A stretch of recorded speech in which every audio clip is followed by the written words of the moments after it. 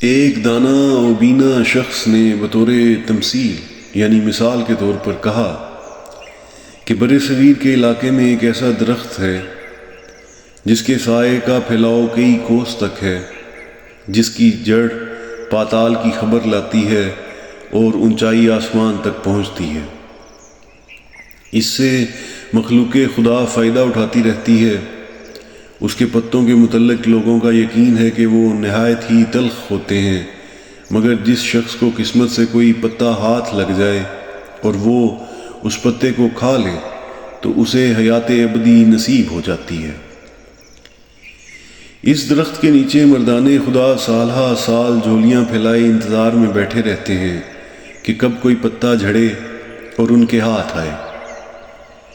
یہ حکایت ایک بادشاہ نے سنی اور جی میں کہا کہ اگر اس شجر کا میوہ مجھے ملے تو کیا کہنا۔ بادشاہ نے اپنے مصاحبوں اور وزیروں سے اپنی اس خواہش کا ذکر کیا۔ سب نے ہاں میں ہاں ملائی۔ الغرض بادشاہ نے بر صغیر پاک و ہند میں اپنے ایک ہوشیار آدمی کو اس درخت کے پھل کے لیے روانہ کر دیا۔ وہ بیچارہ مدتوں جنگل جنگل صحرا صحرا مارا مارا پھرتا رہا، لیکن گوہر مقصود ہاتھ نہ آیا۔ جس کسی سے ایسے درخت اور پھل کا پوچھتا وہ اس کا مذاق اڑاتا، کیوں در بدر خاک چھان رہے ہو، ٹھنڈے ٹھنڈے جدھر سے آئے ہو ادھر کو لوٹ جاؤ۔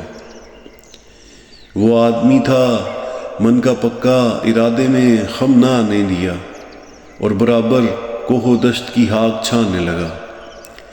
جب برس ہا برس گزر چکے تو پورے ہندوستان کے گوشے گوشے چپے چپے میں پھر چکا، بقائے دوام کے شجر کا کہیں نشان نہ ملا۔ اس قدر محنت اور تکلیف اکارت جانے سے اس کے رنج و غم کی کوئی انتہا نہ تھی۔ بدقسمتی پر آنسو بہانے لگا، بیچارہ قاصد مایوس ہو گیا اور بصد حسرت و یاس وطن کو واپس چل پڑا۔ سچ کہتے ہیں کہ کسی کی محنت رائے گاں نہیں جاتی۔ چلتے چلتے اس کا گزر ایک ایسے مقام سے ہوا جہاں ایک خدا رسیدہ بزرگ رہتے تھے۔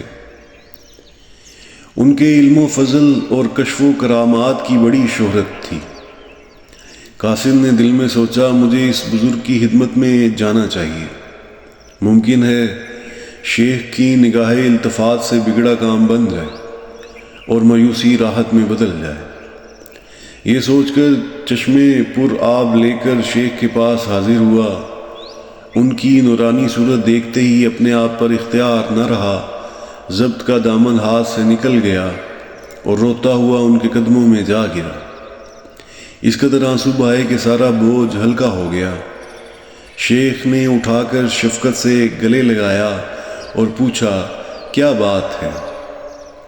پریشانی کا سبب کیا ہے؟ اس نے عرض کیا، جس کام کے لیے برسوں پہلے وطن سے نکلا تھا وہ کام نہیں ہوا۔ اب سوچتا ہوں واپس جا کر بادشاہ کو کیا جواب دوں گا۔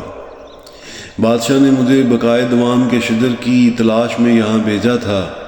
میں نے اس کی جستجو میں اس ملک کا چپا چپا چھان مارا، مگر ناکامی اور مایوسی کے سوا کچھ ہاتھ نہ آیا۔ شیخ نے سن کر کہا، سبحان اللہ بھائی، تو نے بھی سادہ لوہی کی حد کر دی۔ ارے اتنا وقت خام خواہ ضائع کیا۔ تم لوگوں نے اصل بات کو نہیں سمجھا، لفظوں کو لے لیا، معنی پر غور نہیں کیا۔ وہ شجر علم و ہنر ہے جس کا ثمر حیات جاوداں کا اثر رکھتا ہے، اور اس درخت کا پتا معرفت خدا بندی ہے۔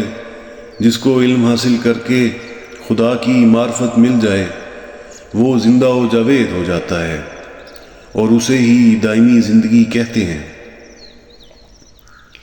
درس حیات۔ اے عزیز، صرف الفاظ پر غور نہ کر، معنی کے اندر غوطہ لگا، صورت کے پیچھے مت بھاگ، سیرت دیکھ، ظاہر پر نہ جا، باطن دیکھ، صفت پر نظر رکھ تاکہ تجھے ذات کی طرف لے جائے۔ یہ نام ہی کا جھگڑا ہے جس نے مخلوق کے اندر اختلاف کی گرہیں ڈال دی ہیں۔ جہاں معنی پر نگاہ کی جاتی ہے وہاں اختلاف نہیں رہتا۔